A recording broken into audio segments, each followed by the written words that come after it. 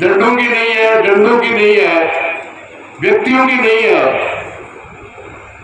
ये लड़ाई इस देश को बचाने की है, देश के संविधान को बचाने की है।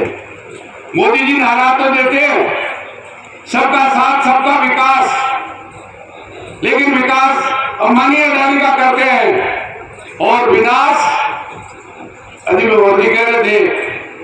मोदी जी कह रहे हैं मैं ओबीसी हूं। अरे तो बेटी का बाप 2021 में जनगणना होनी थी, 24 आ गई, उस ओबीसी की जनगणना तो करा देता। जिस तरह से 2 अप्रैल 2018 को जो SC ST के हकों पे हमला किया, मैं समझता हूं इस देश में दलित और आदिवासियों ने पहली बार 2 अप्रैल 2018 को अपनी एकता का परिचय दिया। कई लोग मारे गए, कई लोग जेल भोग रहे, कई लोगों ने आज भी केस चल रहा है, लेकिन इस नरेंद्र मोदी को उस हक छीन रहे थे, उसके पीछे हटने के लिए मजबूर किया। इसके लिए बधाई के पात्र। आज जिस तरह से बड़े बड़े संस्थान है, वहां SC ST और OBC के पद नहीं बदले जाते। और जब निजीकरण कर रहे हैं, संविधान बदलने की बात कर रहे हैं, इसका मतलब बाबा साहब के संविधान ने जो शोषित पीड़ित को समाज में बराबरी लाने के जो प्रावधान किए थे, इरादा एक ही है कि वो सबके सब प्रावधान वापिस। इसलिए मेरा आपसे यही निवेदन है, पूरे देश में भी और यहां भी 8 में से 5 कांग्रेस के विधायक हैं, तो उनके नेतृत्व में लड़ा जाएगा। कम्युनिस्ट पार्टी के कार्यकर्ता तो आप जो भी आदेश देंगे 8 विधानसभा क्षेत्रों में निश्चित रूप से आपके आदेश के साथ इस चुनाव में 19 तारीख तक लगेंगे। और मैं उम्मीद करता हूं कि जो डॉक्टर रामगढ़ की जनता ने आज तक भी खुद को नहीं खिलने दिया। जहां तक वोट का सवाल है, तो 7 कांग्रेस के थे, एक ही भारतीय जनता पार्टी का 24 विधायक था।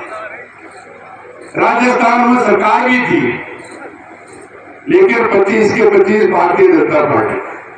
उसका कारण जो हमारे 40 भाई और बेटे शहीद हुए, अफसोस करोगे 5 साल के बाद भी इस देश की सरकार आज भी उत्तर देने की स्थिति में नहीं है कि पुलवामा के घटना में इतनी RDX कहां से आई, किसकी लापरवाही थी।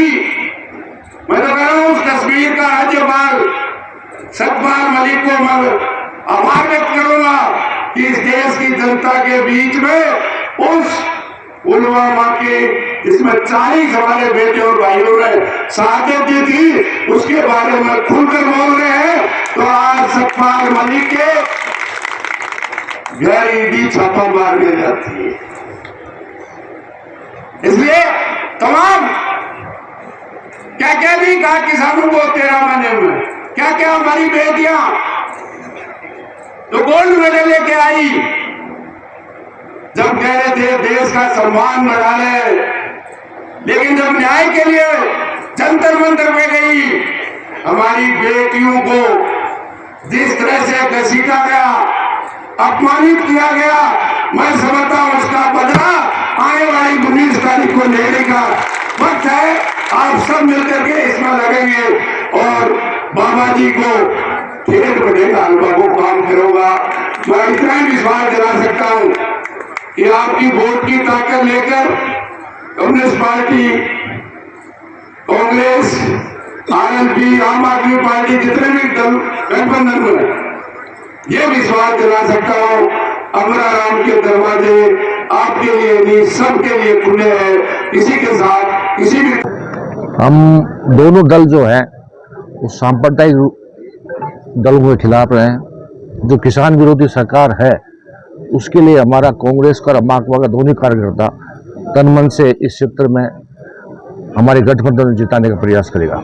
ये हमारी कार्यकर्ताओं की घरेलू मीटिंग थी और हमने हमारे जो नेशनल नेतृत्व है उसने 1000 बार सोच समझ के जो गठबंधन किया है और उसका कार्यकर्ता उसके साथ है, उस गठबंधन के हमारे नेशनल नेतृत्व की भावनाओं के साथ है। इस बार 2 बार वो जीत गए। उसके लिए अमरा राम जी ने कहा था जो राष्ट्रीय भावना पुलवामा को लेकर जगाई थी पिछली बार, उसकी वजह से उनको 2 बार जीते। लेकिन आज जो किसान विरोधी जो जितने भी काम इस भाजपा सरकार के हैं उनको खुद को ही मालूम है और पूरे देश में इस बार गठबंधन की सरकार बनेगी और सीकर जिले में 100% मैं कहता हूं दावे के साथ कि हमारा अलायंस जीतेगा।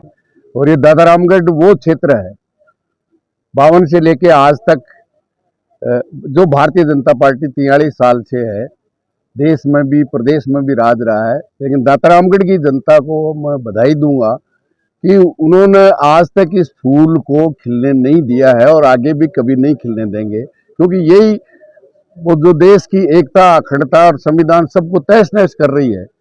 नाम तो लेती है सबका साथ सबका विकास और केवल अंबानी अडानी का विकास करती है और बाकी SC ST OBC किसान मजदूर विद्यार्थी नौजवान सबका नाश करती है। इसलिए निश्चित रूप से उसको परास्त करेंगे और ये सब मिलकर के इंडिया गठबंधन के जितने भी दल हैं, मैं समझता हूं न केवल सीकर बल्कि 12 के जो फर्स्ट चरण में होंगे, भारतीय जनता पार्टी मान चुकी है कि उसमें से 5 सीट तो चली गई और धीरे धीरे 19 अप्रैल आते आते और बहुत सी सीटें इंडिया गठबंधन के साथ जुड़ेगी और न केवल राजस्थान में जीतेंगे बल्कि भारतीय जनता पार्टी को देश में परास्त करके इंडिया गठबंधन की सरकार बनेगी।